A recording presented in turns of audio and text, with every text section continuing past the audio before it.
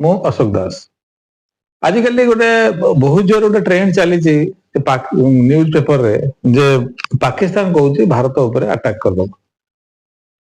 से ए जो कथाटा कहूँ एटा गोटे बड़बलापन कथा बोली कह कहीं ना एथरे तमे से साहस मोटे करनी ईरान जदि तार पड़ोशी राष्ट्र सहित माने युद्ध करदेला इरा अमेरिका माइला बोली कहीं अमेरिका पर्यटन तार मिसाइल पाइबनी कि इज्राइल माइला बोली तुम पड़ोशी राष्ट्र सहित ये कल ता अर्थ नुहे पाकिस्तान तुम इंडिया सहित माने इंडिया को बॉम्बिंग करदो बा मिसाइल मारदो कहीं ना से खाड़ी देश भाया इंडिया नुह एठी तमे मिसाइल उठेवा पूर्व ये माड़ मासार से पुराणा भारत ये ना एठी जवाब